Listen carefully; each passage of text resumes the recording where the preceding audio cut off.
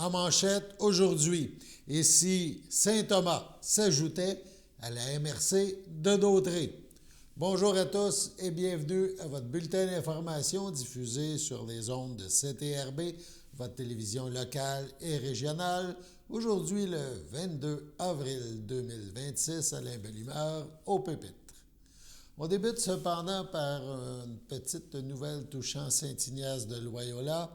En effet, le 26 avril prochain, ce sera la dernière messe, du moins avant longtemps, qui sera célébrée en l'église de Saint-Ignace de Loyola. En effet, l'église sera fermée pour une période d'au moins 2 ans. Des travaux de mise aux normes débuteront sous peu. Et c'est un rendez-vous, donc, si vous désirez assister à cette célébration. Cette messe un peu particulière débutera à 10h30 le 26 avril prochain. Selon le journal La Presse, le torchon brûle dans la MRC de Joliette. La municipalité de Saint-Thomas accuse la MRC de Joliette de refuser de lui transmettre des documents au sujet de l'agrandissement d'un site d'enfouissement sur son territoire. La municipalité de Saint-Thomas demande même à Québec de mettre en tutelle la MRC de Joliette et elle entame même aussi des démarches pour la quitter. Saint-Thomas pourrait-elle rejoindre la MRC de Dautré? Le maire Mario Rondeau mentionne que la MRC donne des informations incomplètes, peut-on lire dans l'article. On pose des questions et on ne nous informe pas complètement, mentionne-t-il. Il précise que la MRC refuse de transmettre la documentation en lien avec l'agrandissement d'un site d'enfouissement sur le territoire de la municipalité. Il parle de conventions, correspondances, contrats, courriels, opinions juridiques relatifs au projet d'agrandissement du dépotoir par Dépôt Rive-Nord, filiale de l'entreprise EBI. Et ce, donc, un projet qui touche, mentionne-t-on, dans l'article, un terrain zoné agricole. Là, ce qu'on veut, c'est que la commission municipale, mentionne le maire, se penche sur ce qui se déroule dans la MRC. Est-ce normal que tout soit dirigé par quelques personnes et qu'on ne puisse pas obtenir les informations qu'on demande, a-t-il mentionné. En mars, il a fait parvenir une mise en demeure à la MRC de Joliette et la mise en demeure, donc, exige la transmission des documents en question. L'agrandissement du lieu d'enfouissement que gère Dépôt Rive-Nord est projeté, donc, sur une terre agricole, mentionne l'article, de 87 hectares. Pour imager, selon la presse, cette superficie est l'équivalent de 195 terrains de football.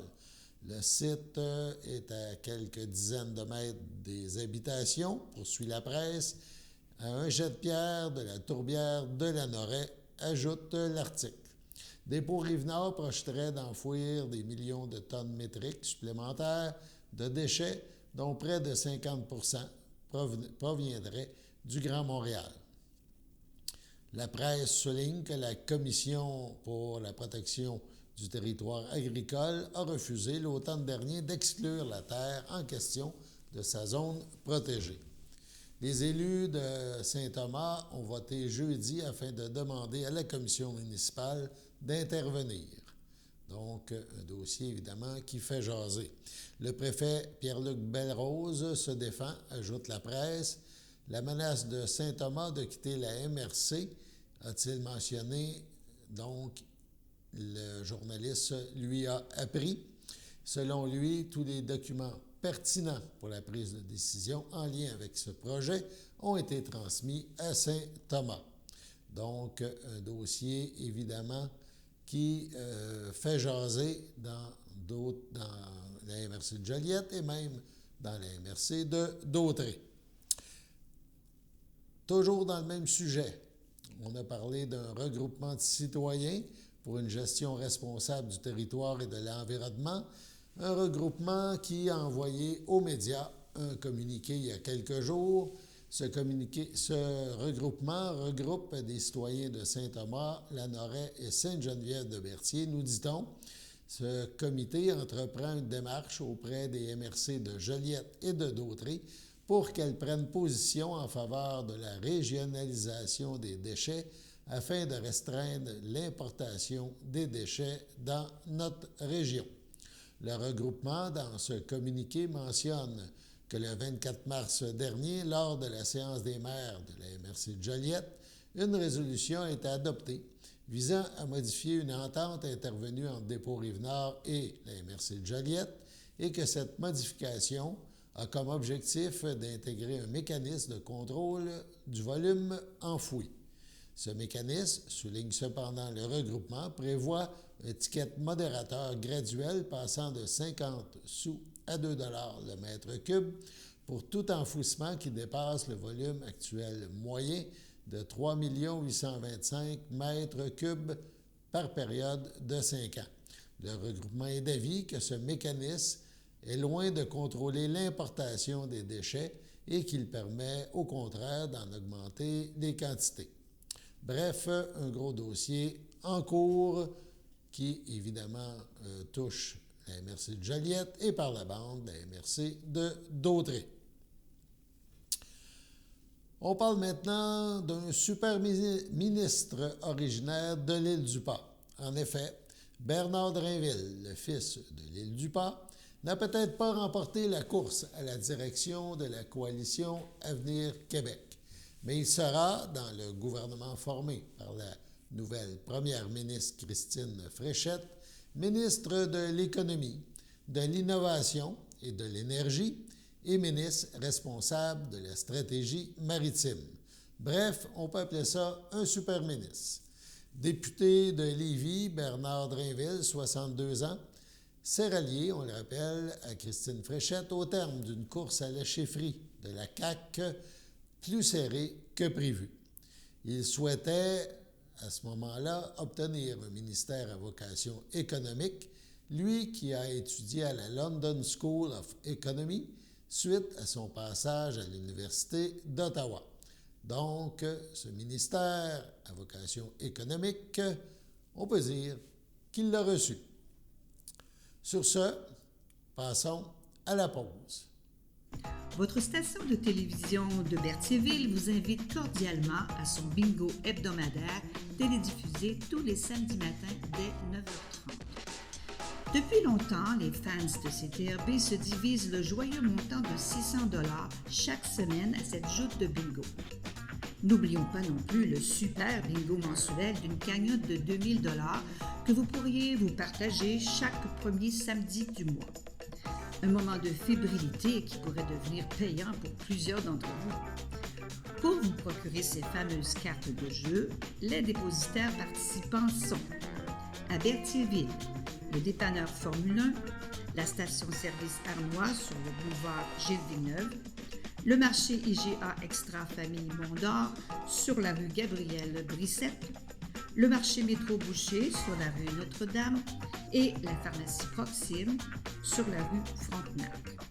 À Saint-Ignace de Loyola, le dépanneur Proxy sur la rue de la Traverse, la boucherie Aldo sur le rang Saint-Michel. C'est donc un rendez-vous hebdomadaire chaque samedi matin à 9h30 sur les ondes de CTRB, votre télévision locale et régionale, celle-ci toujours en haute définition. Toute l'équipe de CTRB vous remercie de votre fidélité et vous souhaite bonne chance.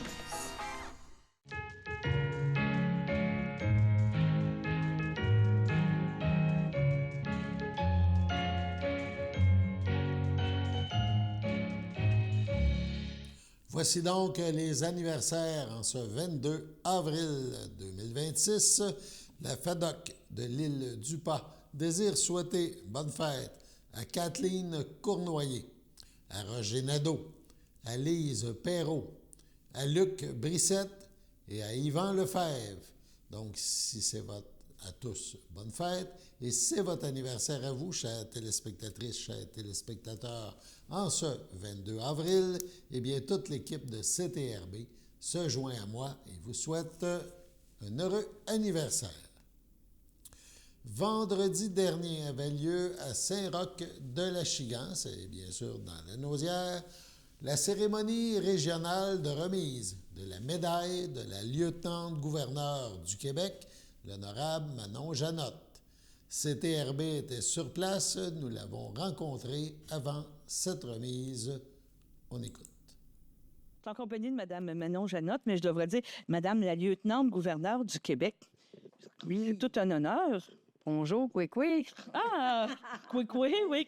Vous êtes d'origine justement autochtone et vous êtes seulement la deuxième au Québec qui a été nommée. La deuxième femme lieutenant-gouverneur au Québec et la première autochtone Première Nation nommée lieutenant-gouverneur du Québec. Quand on reçoit ce téléphone-là, on se dit oui, ça nous tente ou ça pose une réflexion? On se dit c'est une joke. Ah oui, c'est cool, non, je comprenais pas, là. Puis, sur le coup, on dit non. On dit non, comment ça? On comprend pas. On comprend pas parce que on peut pas appliquer. On est choisi par les pairs. Fait que c'est des gens qui nous recommandent. Puis c'est un processus assez long. C'est une petite liste. Oui, une très petite liste qu'on comprend pas qu'on peut être sur cette liste-là. Donc, mais vous avez accepté. Oui. Donc, on parlait, c'est depuis 2024 que vous avez... j'ai été assermentée le 25 janvier 2024. Ah, c'est bien. Oui. On regardait un petit peu votre biographie, vos aspirations pour dire qu'est-ce que vous avez mis comme priorité. Et c'est des priorités très importantes. On parle d'éducation, on parle d'environnement, puis on parle aussi de réconciliation. Oui. C'est encore des sujets que vous trouvez sont à la mode? Bien, la mode d'actualité. D'actualité, oui, puis je trouve de plus en plus importante. La réconciliation, il faut continuer à avancer ensemble. Puis l'éducation, en ce moment, avec la situation mondiale, je trouve que l'éducation est très, très importante. Puis l'environnement, on les sent, les changements climatiques. Là. Hier, il faisait 2 degrés. Aujourd'hui, il fait 20. Puis après-demain, il va en faire 1. Oui, fait que l'environnement est important. Puis quand on fait les cérémonies, moi, j'ai acheté au cabinet, on a acheté des crédits carbone. Okay. Et on invite les gens qui assistent aux cérémonies à eux aussi acheter des crédits carbone. Mais je vous dirais, de la nature, la nation autochtone, vous venez de Kanawake, on connaît Manawan, l'environnement est important pour vous parce que c'est votre source de vie. Moi, je vais dire ça comme ça. Oui. Vous êtes habitué à penser en fonction de l'environnement. Oui.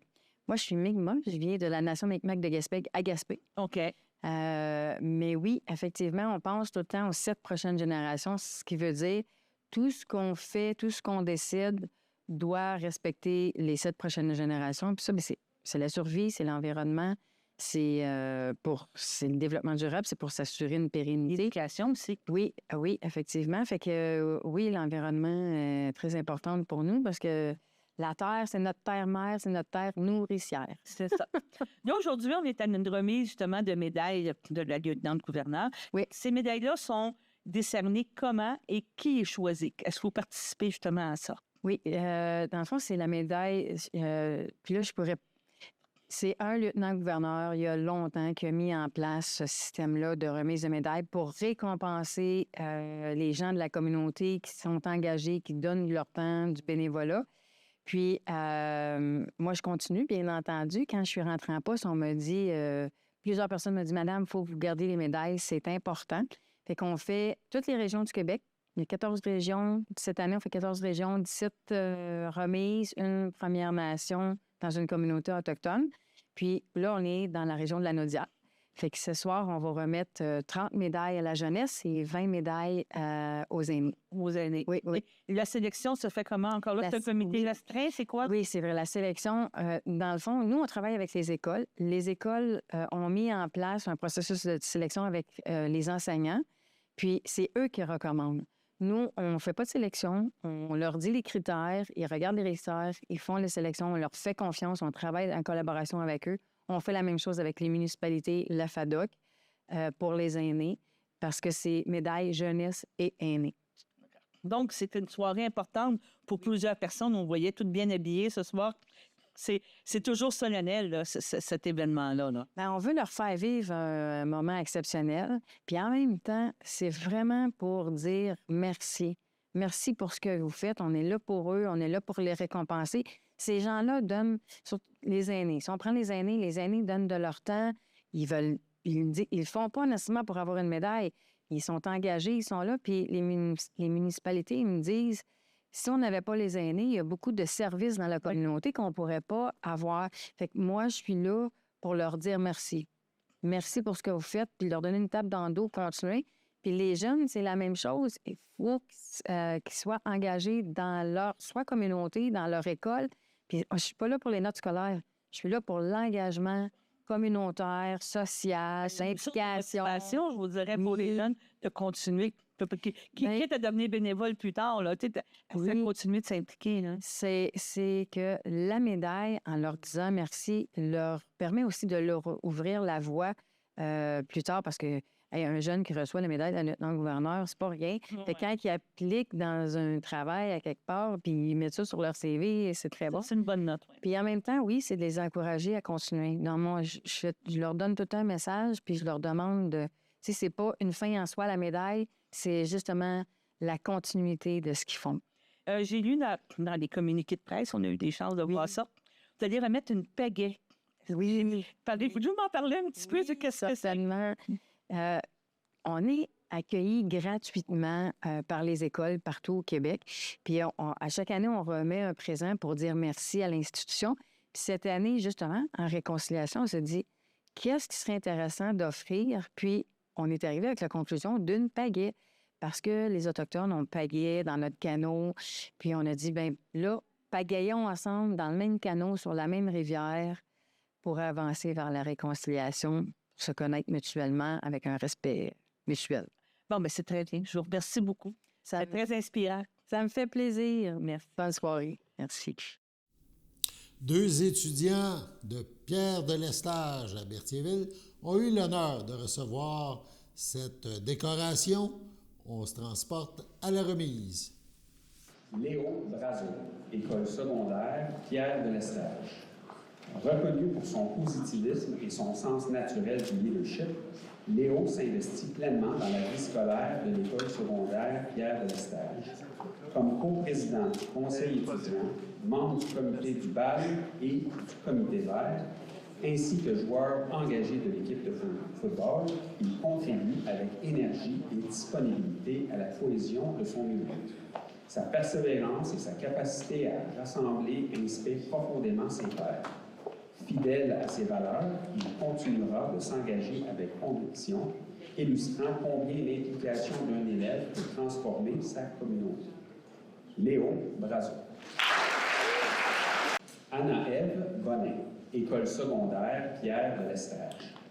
Dès son entrée au secondaire, à l'école secondaire Pierre de l'Estage, Anna-Ève s'est affirmée comme une jeune femme d'initiative et de conviction. Il s'agisse de ses actions au Carrefour Jeunesse-Emploi, de son engagement éco-responsable ou du projet régional favorisant l'accès aux produits menstruels, elle démontre une implication remarquable au service de sa communauté. Sa générosité, son respect et son leadership bienveillant inspirent profondément son entourage. Portée par ses valeurs, elle continue de faire rayonner l'entraide et la force du don de soi. Anna-Ève Bonnet. Suite à cette remise, CTRB a eu la chance de rencontrer Anna-Ève et Léo, les 2 récipiendaires de la médaille, accompagnés de Évelyne Latour, directrice à Pierre de l'Estage. Accompagnée de Anna-Ève Bonnet, Léo Brazo et Évelyne Latour de PDL, la directrice générale, on a vécu beaucoup d'émotions ce soir. Oui, c'est assez particulier parce qu'on regardait, puis même dans les écoles, vous étiez encore à l'honneur, le PDL est encore là, avec des élèves qui sont honorés. Comment vous avez vécu ça, premièrement? Monter sur stage, rencontrer la lieutenant-gouverneur? Premièrement, c'est quand même très stressant. Ah oui? C'est quand même le résultat de tout ce qu'on a accompli au cours de nos années scolaires, tout ce qu'on s'est engagé dans nos projets, comme le comité environnemental que nous, Anna-Ève, on fait partie activement. Un nouveau projet encore qu'on a réglé aujourd'hui. On a une friperie, je ne pourrais pas dresser la liste de tout ce qu'on a fait et vraiment ce soir, c'est le fruit de ce travail acharné qu'on a comme récompense aussi. Quand ils vous ont appris la nouvelle, qu'est-ce que vous avez dit? Vous avez dit c'est quoi ça ou vous avez dit? Ben moi, franchement, je croyais pas tant. On dirait que j'étais vraiment surpris de ça. Puis Mais on dirait que je pensais pas vraiment qu'elle allait avoir ça. Ah ouais? C'est une source de motivation? Oui. Parce que tu as fait un bel effort. Là. Je sais que tu t'es beaucoup impliqué dans les projets, dans les produits d'hygiène. Oui. À l'école, hein, tu as fait beaucoup d'implications dans les municipalités, partout. J'ai cherché du financier pour avoir ça gratuitement dans l'école. C'est une des premières qui a été faite en ça. En tout cas, félicitations. Et vous, Madame la DG, comment ça fait d'avoir 2 élèves comme ça qui sont honorés? C'est exceptionnel parce qu'on soumet des candidatures à la lieutenant gouverneur. Là, cette année, on a décidé de soumettre 2 candidatures en espérant et les 2 ont été choisies, donc ça fait encore plus rayonner notre milieu. Les jeunes s'impliquent énormément dans les 2 cas. C'est des enfants, hein? C'est presque tes enfants. Mais on les voit, mais en particulier Léo qui, lui, fait le message du jour à tous les jours. Donc, il y a la voix, il y a Anaël qui s'est investie énormément dans les produits. Elle a pris le temps d'aller voir toutes les municipalités environnantes pour trouver des sources de financement. C'est pas rien cet âge-là de faire le tour, d'aller justement chercher les sources de financement pour donner de l'accessibilité à tous les jeunes. Et je pense que tantôt, il l'a pas dit, mais l'accessibilité aux produits hygiéniques, le but, c'est que les élèves viennent à l'école, même lorsque la situation de menstruation est présente. Donc, PDN va bien, on est à l'honneur, puis il reste la fin d'année. Il reste encore un autre 2 mois là, à finir, puis on est très fiers. D'avoir votre secondaire 5. Oui. Comment vous allez vivre ça, vous pensez? C'est une page qui se tourne.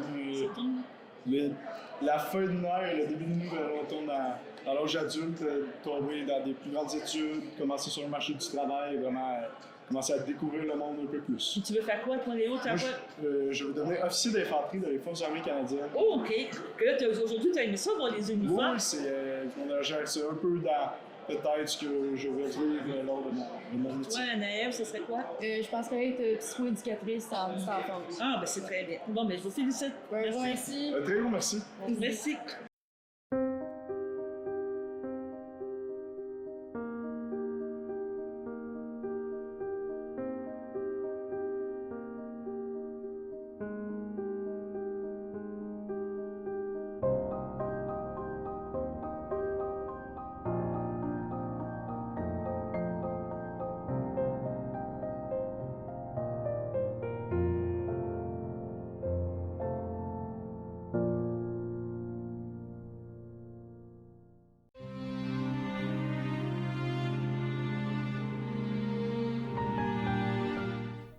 Au centre multisoins de Saint-Jean-de-Mattel le 18 avril dernier, à 85 ans, est décédée Mme Micheline Rogers, épouse de feu Claude Bonnin, demeurant à Berthierville.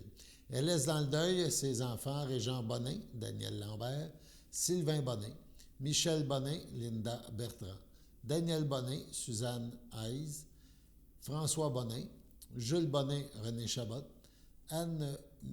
Annie Simard, feu Stéphane Bonnet, ses petits-enfants et ses arrière-petits-enfants, ainsi que plusieurs neveux, nièces, autres parents et amis. Mme Rogers ne sera pas exposée et une cérémonie aura lieu en toute intimité à une date ultérieure. À la résidence Le Dahlia, à l'Assomption, le 17 avril dernier, à l'aube de ses 100 ans, est décédée Mme Thérèse Toupin, épouse de feu Robert Quinn, demeurant à Repentigny, natif de Saint-Barthélemy. Elle laisse dans le deuil son frère Jérôme Toupin, ainsi que plusieurs neveux, nièces, autres parents et amis. Madame Thérèse Toupin ne sera pas exposée et une cérémonie aura lieu en toute intimité à une date ultérieure. Au pavillon des soins palliatifs de l'hôpital de Joliette, le 9 avril dernier, à 72 ans, est décédé M. Richard Ouimet, conjoint d'André Dubois-Belrose, demeurant à Berthier. Il laisse dans le deuil, outre sa conjointe, ses filles, Marie-Ève Ouimet, Philippe Caron, Isabelle Ouimet, Francis Boucher, ses petites-filles, Maëlie, Rose, Juliette, Livia, Romy, ses nièces, Sylvie et Anne-Marie Ouimet, Julie Lacombe, ses beaux-frères et belles-sœurs, ainsi que plusieurs amis. La famille tient à remercier l'équipe de l'hôpital de Lanaudière, celle du 5A, pour les bons soins prodigués à M. Ouimet et leur support. Vos témoignages de sympathie peuvent se traduire par des dons effectués à la Fondation pour la santé du Nord de Lanaudière. Des formulaires seront disponibles au salon. La famille vous accueillera samedi, le 25 avril, dès 13h. Au complexe funéraire Efterio, 741 rue Notre-Dame, à Berthierville, où un hommage aura lieu le même jour à 16h30 en la chapelle du complexe. Entouré de ses proches à l'hôpital de Joliette, est décédé M. Michel Lefebvre, le 3 avril dernier, à l'âge de 70 ans. Il était le fils de feu Yvonne Saint-Maurice et de feu Robert Lefebvre. Il laisse dans le deuil ses enfants, feu Dominique, Marie-Pierre, Pascal, Andréanne Stéphane et Francis Maëlé. Ses petits-enfants, Dominique, Simon, Jasmine, Maxandre, Michael, Juliette, Nathan, Jaden et Nolan, son frère Roland, Gaétan, sa nièce et son neveu, Jennifer et Kenny, ainsi que plusieurs autres parents et amis. La famille souhaite remercier le personnel soignant du 5A au CHRDL pour les bons soins prodigués. La famille vous accueillera dimanche, le 26 avril, au Salon F. Thériault de Joliette, 674 rue Saint-Louis, entre midi et 16 heures.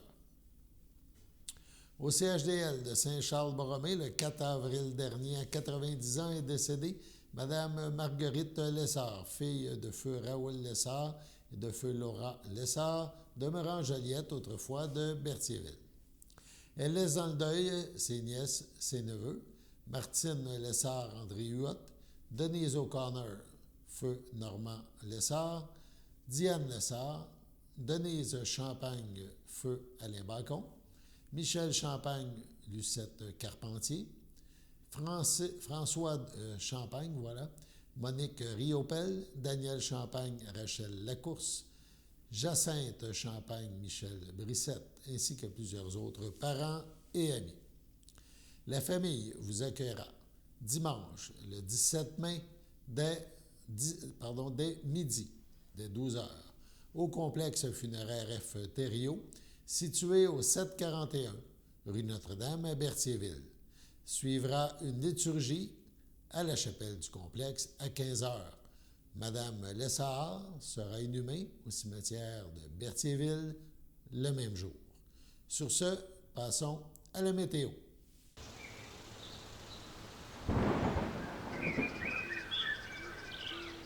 Bienvenue à votre météo de cette semaine. Aujourd'hui, mercredi soir, ce sera des risques d'averses. Une température de 8, un temps ressenti de 6, moins de 1 mm de pluie. Mercredi nuit, ce sera des risques d'averses. Une température de 3, un temps ressenti de moins 1, moins de 1 mm de pluie. Jeudi matin, ce sera généralement ensoleillé. Une température de 4, un temps ressenti de 0. Jeudi après-midi, ce sera ensoleillé avec passage nuageux. Une température de 12, un temps ressenti de 10. Jeudi soir, ce sera des passages nuageux. Une température de 6, un temps ressenti de 2. Jeudi nuit, ce sera généralement dégagé. Une température de moins 1, un temps ressenti de moins 5. Et voilà, c'était tout pour votre météo.